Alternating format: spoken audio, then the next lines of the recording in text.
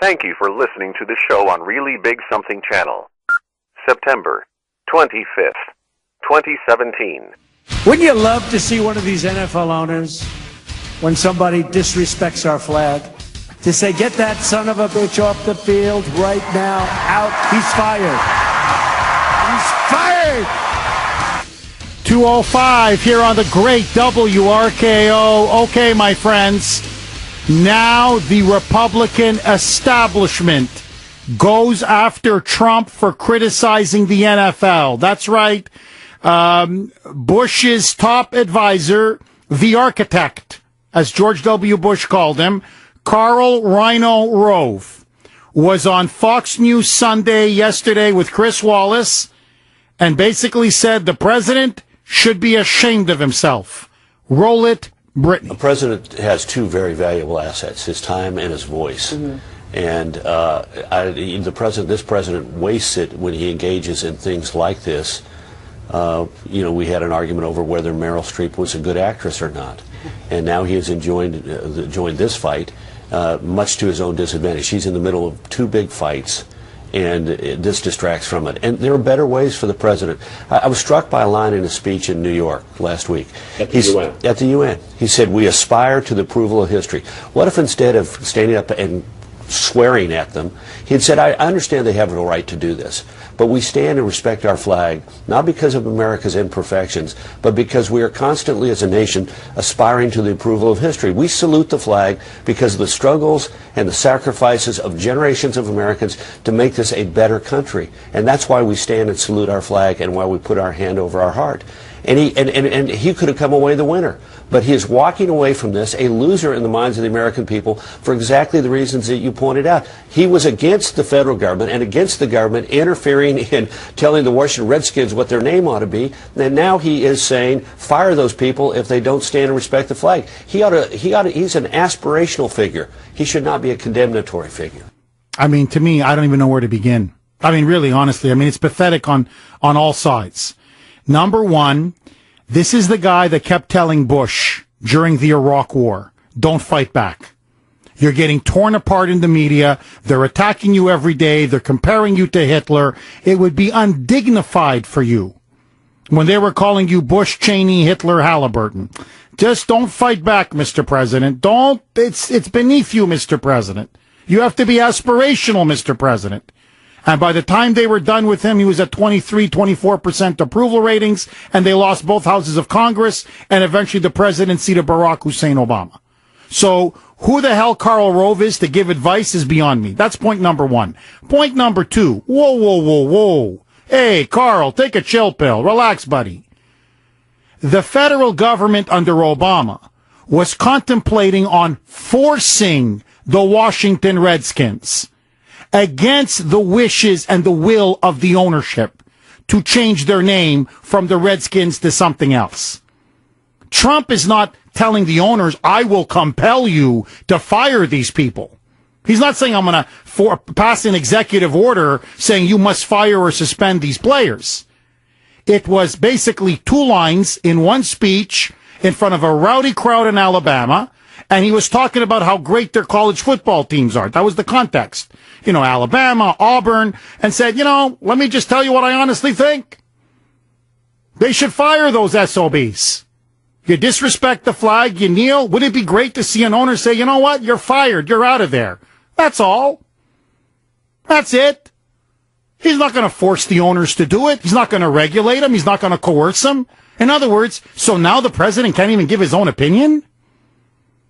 How come when it comes to these rhinos and liberals, if you've noticed, everybody has free speech rights except the president?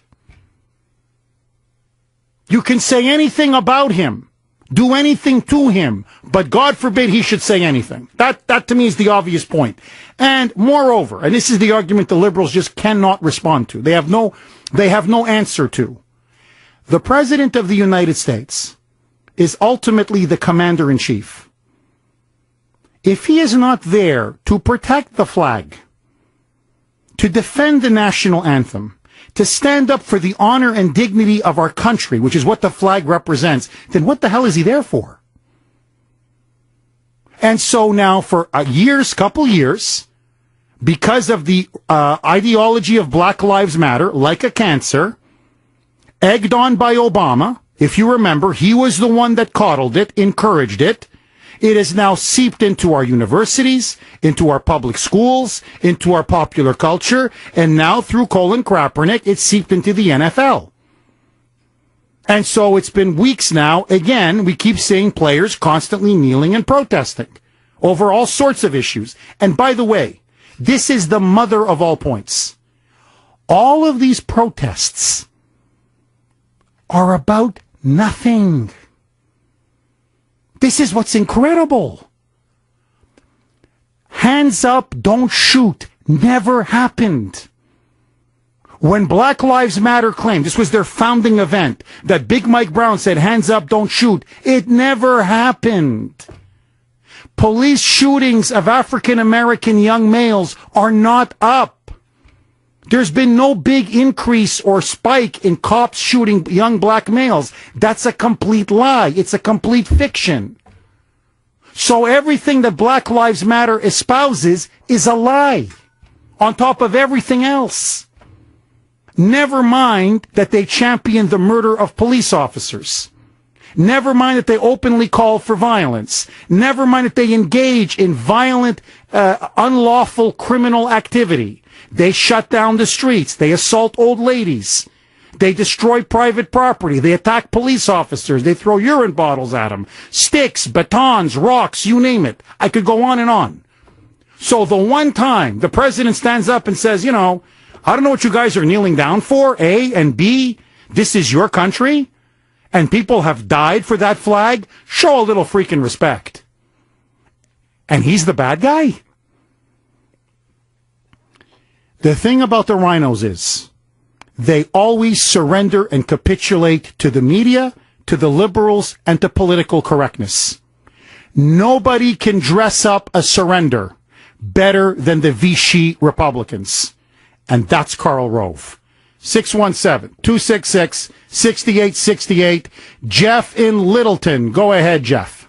Hey, Jeff, Hi. long-time listener, sir. Welcome. God bless you, sir. Thank you. Bless. Hey, Jeff, I'm a 24-year Navy SEAL vet, and I am so sick and tired of the kneeling, and I'm telling you, I'm a diehard Patriots fan, but Jeff, I'm done.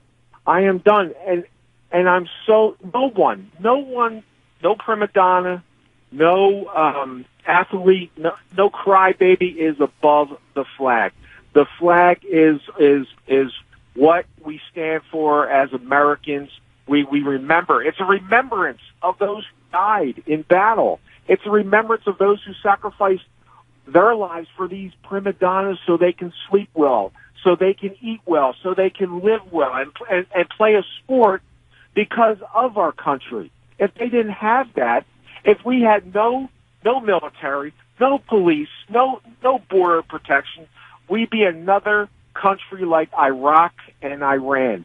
These people are they're disgusting, and I'm ashamed. No shame. No Brady, no Kraft are above the flag. And lastly, I just want to say that I'm so I don't know. I lost my train of thought. But I understand. No, you're very upset. Look, Jeff, I want to thank you for your service. To me, it's vets like you that are the real heroes.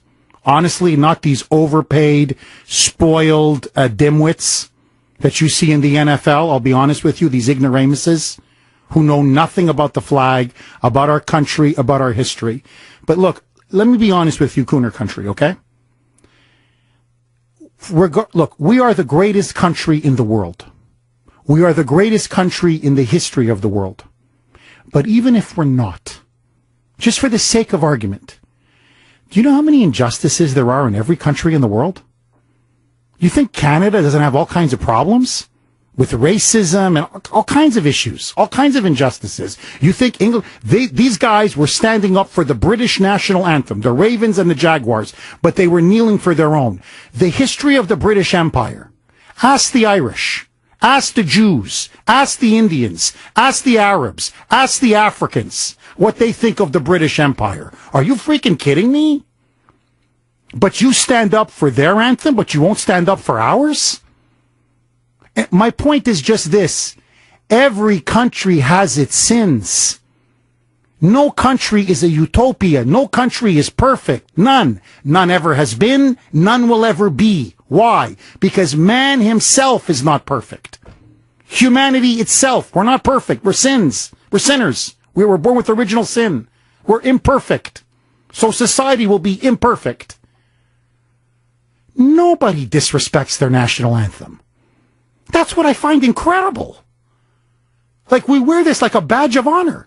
It's like spitting in your mother's face. Who the hell spits in his mother's face? Some mothers are better. Some mothers are worse. Even abusive mothers. You ignore them. You say, I want nothing to do with them. Whatever. But these people openly spit in their country and its flag, and they act like they're heroes. Look at Russia. I don't want to go through the whole history of Russia, okay? The Tsars, the communists, everything. They stand for their flag. Here, the Brits, they stand for their flag. The Japanese, they don't go on about, oh, we were a fascist empire, we murdered millions of people during the 1930s, 1940s. They stand for their flag. Why? Because it's ours. I know we're the greatest country in the world. Beyond that. We have the greatest freedoms in the world. Beyond that. Countless people fought and died for it. Beyond that. The flag is your home. Who spits on his own home? Who spits on his own family? That's what these idiots are doing. So, look, maybe that stuff works in the ghetto. I'll be honest with you. Maybe this stuff works when you're a gazillionaire and you live in these mansions and you don't even know how to spend your money anymore. You're so drunk with wealth and power and arrogance and media adulation. But in the real world, you don't vilify your own. It's wrong, it's immoral, and it's disrespectful. 617-266-6868. Eddie in Newbury. Go ahead, Eddie. Hey, how you doing, Jeff? Good, how are you? Very good, thanks, Frank. Hey, I'm not a sports fan. Never been to that park, but that guy stood up yesterday in Pittsburgh? That football player there, forgive me, I don't know his name. Yeah, Alejandro Villanueva. Yes. From Pittsburgh. That guy. He's my hero right now. If you want to have a protest at that park, I'll be there. I'll find it. I've never been there. Don't know where it is. Oh, you mean at Gillette? Yeah. Oh, it's a beautiful stadium, Eddie. I literally live 5 minutes from there. Beautiful stadium. Patriot Place is wonderful. Great shops and restaurants. It breaks my heart to see what these players are doing because it really is. It's a beautiful place. Yeah, I live an hour and a half away. If you want to have a protest, I will show up. You know, Kuhner Country, let me ask you this. And thank you for that call, Eddie. Yeah. Let's do a quick impromptu poll. I know many of you are hot under the collar. I know many of you are angry. Okay, so, let's not say yes and then 48 hours later, nobody wants to show up. In all honesty, should we hold a major rally to protest the protesting of the NFL anthems? In other words, should we hold a rally to criticize the Patriots for protesting the national anthem? Should we hold a rally to criticize what the NFL is doing? If you believe the answer is yes, and you will show up, I need you guys to show up. Text the letter A to 680-680. If the answer is whatever, I like the idea, but no, I don't want to go, or we won't go, or we shouldn't do it, then text the letter B to 680-680. And if we get enough people responding, listen, look, they're not going to like me at Patriots Place for a while, but maybe it's time we shook some sense into these people. Sal in Belmont. Go ahead, Sal. Hi, Jeff. How you doing? I'm good. How are you? Good. Yesterday I watched the game. I saw Brady do that unbelievable comeback. And right now I think he's a complete idiot. I will never go to a game again. I'll never watch a game. I'll watch the Wizard of Oz. That's a beautiful thing. But I'll never watch them again. And the millions of dollars that these guys make, they don't make it every year. They make it for 6 months. 6 months is all they do. And there's one other thing. Have you heard of Judge Pirro? Yes, she torched him on the weekend. Did you hear that one? Oh, she torched him. That was beautiful. I like that gal. She torched him.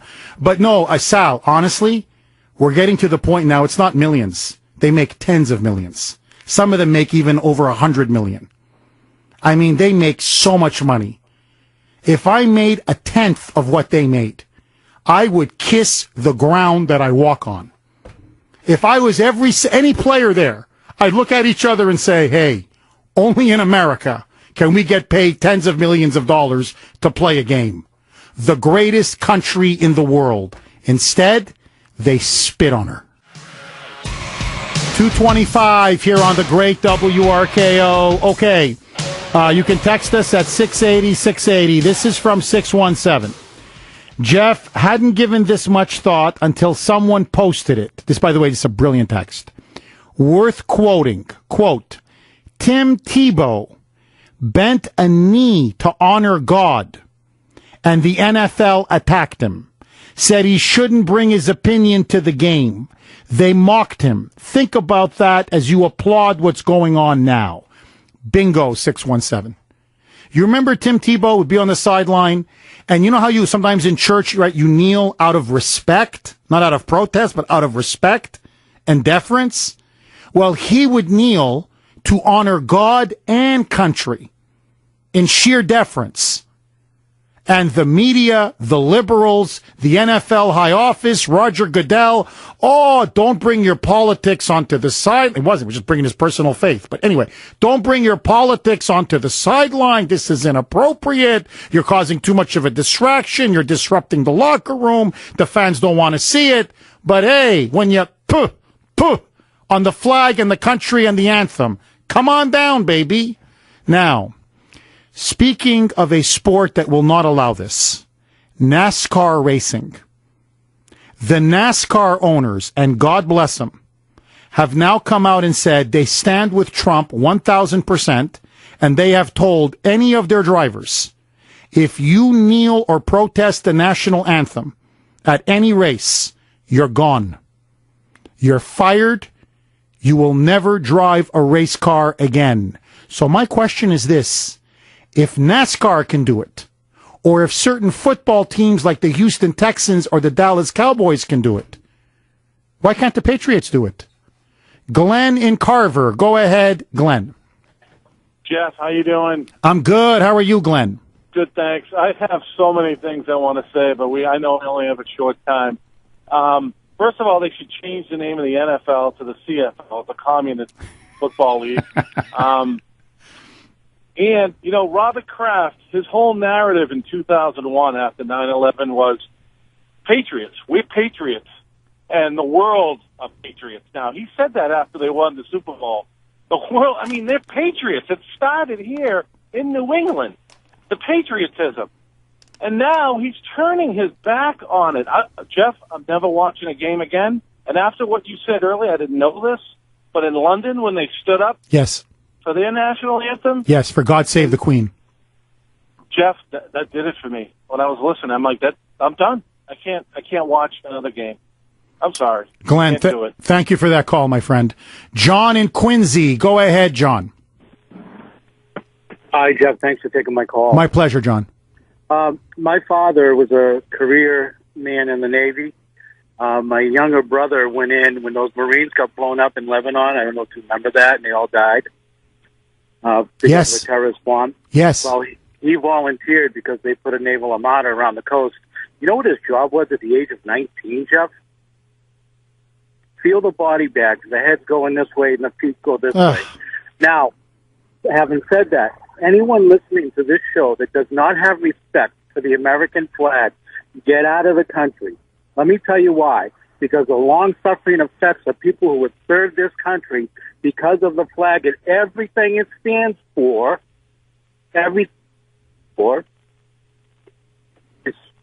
John, your cell phone broke up on us, but I get what you were saying. Look, everything the flag stands for, everything the flag represents, how many people have fought and died for this flag. And let me just say one last thing. This is New England. This is Boston. We're the cradle of the American Revolution. We're the cradle of American liberty. That flag, in many ways, its roots was born here, in Concord, in Lexington, here, during the American Revolution. And the team that bears their name, the great patriots of 1776 that gave birth to this greatest republic the world has ever seen, you can't stand for this flag? And not just this flag, but forgive me, all of you are making tens of millions of dollars? You're some of the wealthiest people on earth to play a game? And you can't put your hand over your heart? I'm not even asking you to be a patriot, honestly. I'm asking you to say thank you, just simply thank you, to the fans, to the country that made this all possible. And instead you stand there and give us the middle finger? No, no, no, no, no. It's not blank us. It's blank you.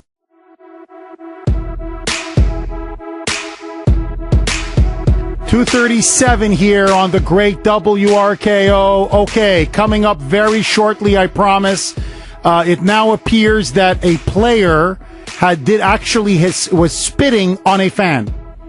So we have that. The White House now officially responds with Sarah Huckabee Sanders, and the NBA now gets involved in a war with the president. We've got all of that. But first, my friends, very quickly, some very important information you need to be aware of. Joining us now is Andrew Beckwith. He is the president of the Family Institute here in Massachusetts. Andrew, thank you so much for coming on the Kuhner Report. Good afternoon, Jeff. Thanks for having me. Andrew, so I know everybody's talking about football and the boycotts that Trump is urging them and them protesting the national anthem. But tomorrow there's going to be a very important hearing on a very important piece of legislation. What is it, and why should the audience care? Sure. I actually didn't get to watch the game yesterday because I was speaking at two different churches in different parts of the state, trying to educate people about this assisted suicide bill that there's going to be a hearing on at the State House tomorrow. And what it would do is it would say that it is now okay for doctors to prescribe a lethal dose of medication for people to end their lives if they've been diagnosed with 6 months or less to live. So this isn't pulling the plug, as some people are concerned about. Doesn't mean people can't be hooked up to respirators. This means taking about 100 pills of secobarbital and intentionally overdosing to end your life prematurely. That's the bill we're fighting tomorrow at the State House. Oh, my God. So this bill, in some ways, correct me if I'm wrong, Andrew, is similar to what they have in Belgium or Holland, correct? That's right. That's where Belgium and Holland started, with physicians-assisted suicide, and it starts with sort of the extreme cases of people that are in intractable pain and have 6 months or less to live, and typically at the end of their life, probably in their 60s, 70s, 80s. But what we've seen consistently happen in these European states who are sort of ahead of the curve on this is that there's that slippery slope towards euthanasia. And so now in parts of Europe you have infants, if their suffering would bring suffering to their parents, if they're born with some tragic congenital defect or disease, they can be sort of put down as you would put down an animal or a pet in order to alleviate the suffering, not even of the child, but of the parents. That's what we're trying to avoid, heading down the slippery slope towards here in Massachusetts. Now, Andrew, of course I completely agree with you on this issue, but let me just play devil's advocate. What do you say to those that say, look, if somebody's in their 60s, 70s, they're terminally ill, I don't know, they've got pancreatic cancer or a brain tumor, shouldn't they have the choice of when they should decide when they want to die and avoid the pain and suffering that afflicts them and their family members? What do you say to that argument? Well, obviously everyone is against pain and suffering and we want to minimize that. And I would say the answer, the prescription for pain is not suicide. That's a choice you can never unmake. The answer is better palliative care. And they have procedures for people who are in intense pain that can't be alleviated by drugs. You can actually put them into a temporary coma until the pain is resolved and bring them back out. So, Jeff, as you know, we're in Boston. This is sort of the hub of the world when it comes to excellent medical care and hospitals. So we should be leading from the front in how to have the best medical care possible and demonstrate to the world that suicide is never the right prescription. Andrew, what is the most frightening or worrisome aspect of this bill?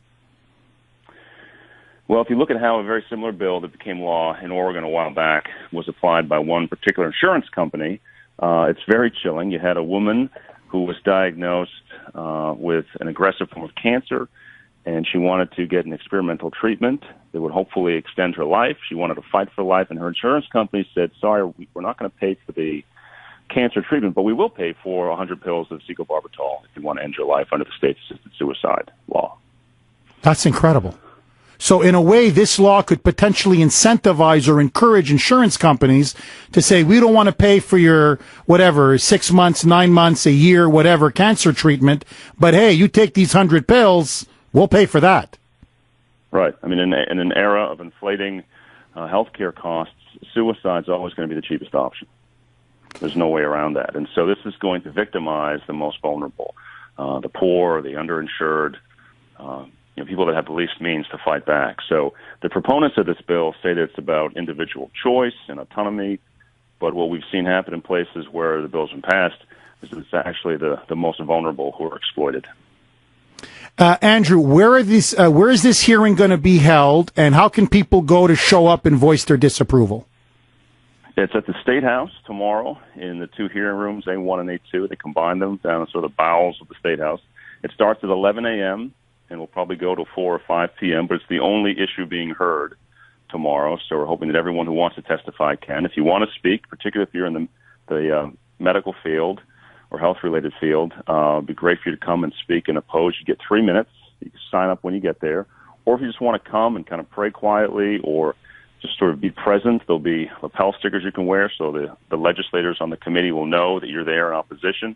If you want more information on the details, you can go to our website, mafamily.org, mafamily.org, and there's a blog post in the lower left-hand corner that has all the details. And we're encouraging as many folks who can to come and oppose this law.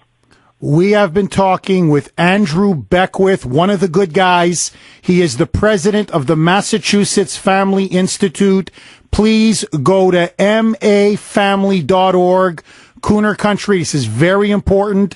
We cannot allow euthanasia and the culture of death to take hold here in Massachusetts. Andrew, keep up the good fight, buddy. Thanks, Jeff. You too. Take care. 617-266-6868. Okay. Sarah Huckabee Sanders was asked about Trump's criticisms of the NFL ownership, saying they should fire or suspend players who protest the national anthem. Listen now to her response. Roll it, Brittany. I think that it's always appropriate for the President of the United States to defend our flag, to defend the national anthem, and to defend the men and women who fought and died to defend it. She's completely right. She's 1,000% correct. And now if you want to add insult to injury, Chicken Charlie, that's right, Governor Charlie Faker has now come out with a statement blasting President Trump. Brittany, you've got the story there right in front of you.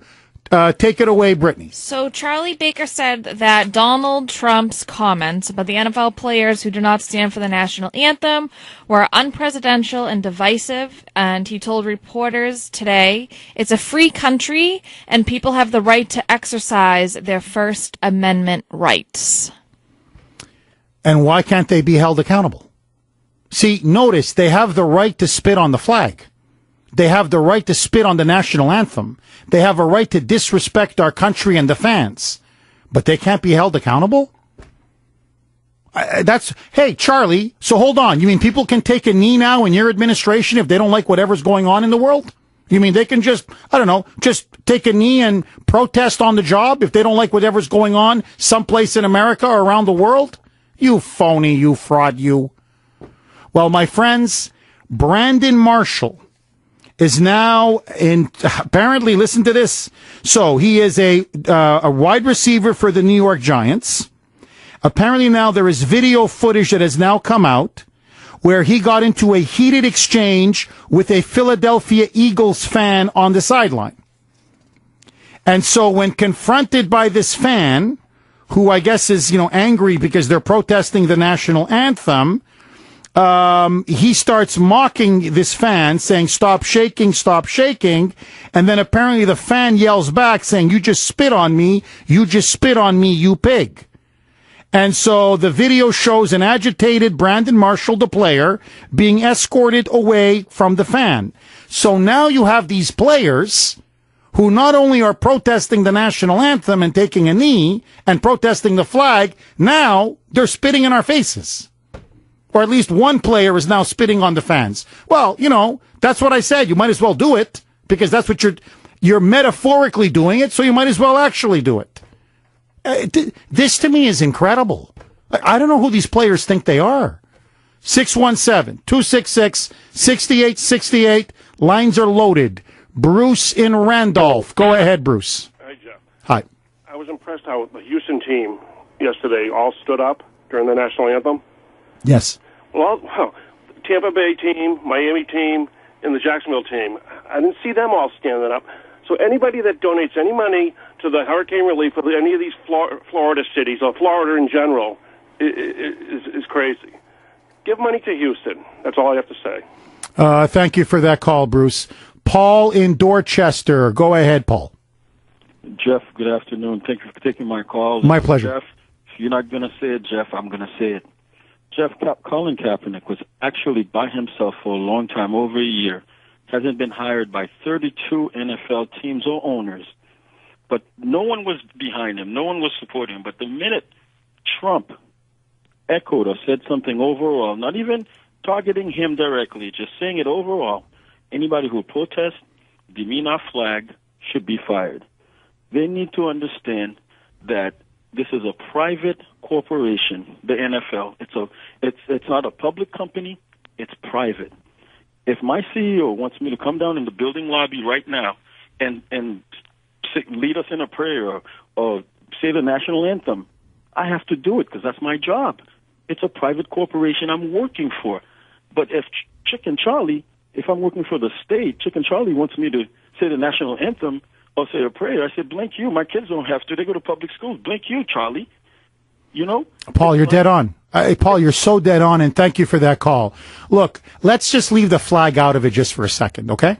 Here, you mentioned an ownership, or if there's a dress code at work, whatever. The owner says, look, I want all, you got to wear a suit and tie at work.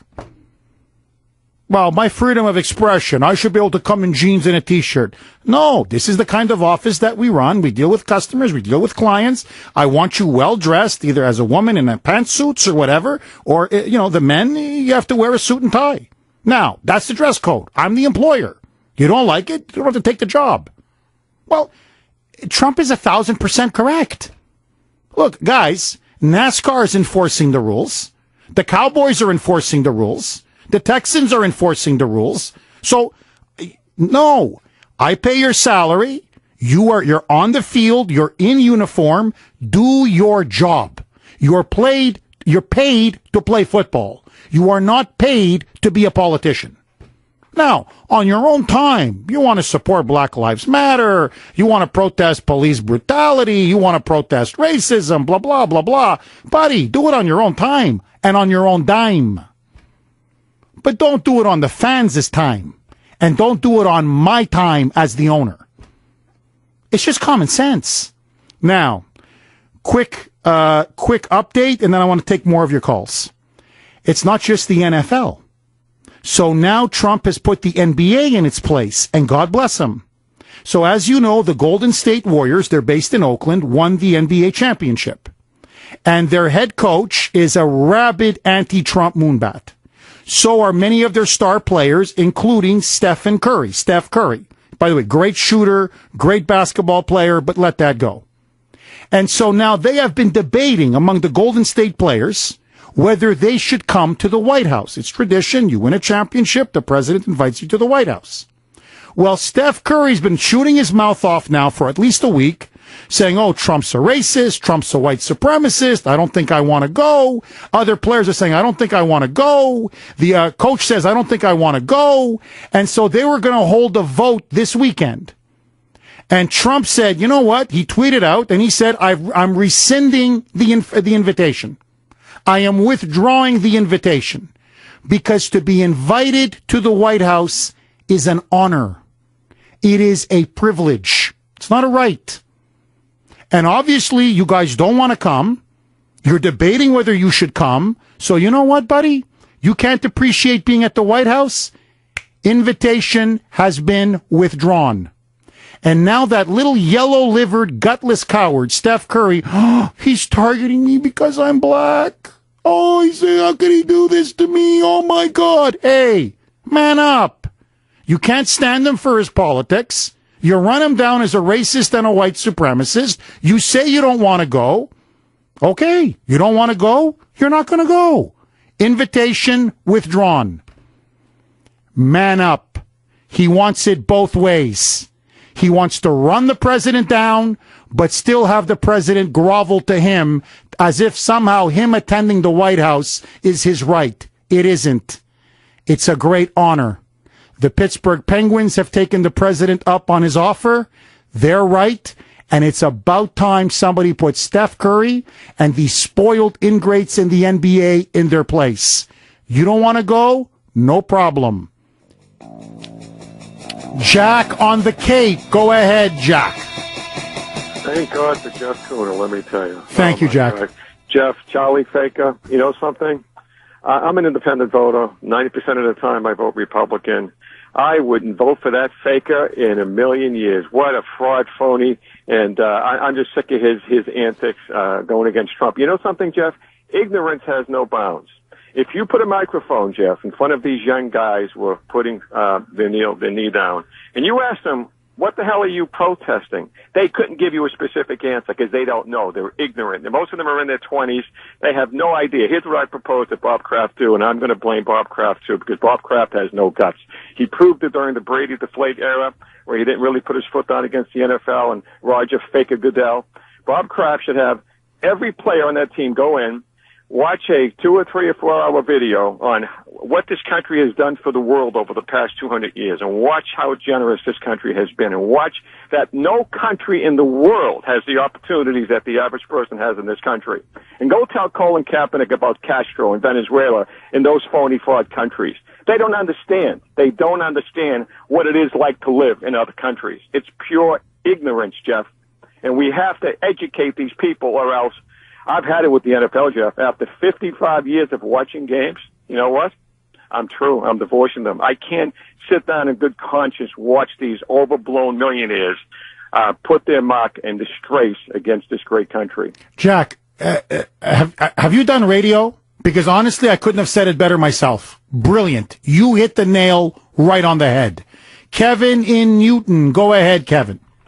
Hi, Jeff. It's Hi, a Kevin. pleasure to listen to you because I work all day. But Welcome. I have a little business, and I want to say, Tim Tebow, you stole my thunder. My children, I've never told them this story. I was caught in the front lines of Vietnam, and I saw my flag, and I had to get back to it, and we got back, me and some other guys.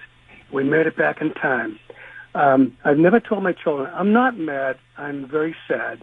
And I see how the Black Lives Matter situation with Mike Brown, and Black Lives Matter, because that man was not, in what he said, his hands were up. We know that. Ben Carson goes to clean these places up, and the Democratic machine just denigrates him. I am sad. I'm 68 years old. I don't know what the heck's happened in my country. I love this country, and I think these people should grow up and just learn a little bit what the schools are not teaching about our country. Kevin, thank you for your service. God bless you. Linda, you're up next. I got about a minute. Go ahead, Linda. Hi, Jeff. I love your show. Thank you, Linda. Thank you. I think the Patriots should change their name. They're not patriots. In the dictionary, a patriot is one who loves his country and zealously supports its authority and interests. These players do not love their country. I'm so disgusted, and I'm so disgusted with Brady. Well, Linda, maybe we should call them the Benedict Arnolds. Well, I think that's a good idea. It's not the New England Patriots, the New England Benedict Arnolds. All right, I think we can squeeze one more. Scott in Fallbrook. Go ahead, Scott. Jeff, one way to protest would be for everybody to sit out in the parking lot, have an extra burger, maybe an extra beer, and maybe you could sing the national anthem outside in the parking lot on the next home game, and then everybody could go ahead in after it's been played inside. Oh, Scott, if the fans want me to do it, I'll do it. That might work, Jeff, because everybody loves their football, but that might send a little bit of a message. Scott, God bless you. Look, if people want me to do it, I'll do it. Now, I'm a horrible singer. I mean, your eardrums are going to bleed. But if you can endure me singing, I will do it. We'll have a lot more tomorrow. I gotta go. The voice of Boston is you. 680 WRKO Boston, 93.7 WEEI HD2 Lawrence, Boston. It's 3 o'clock.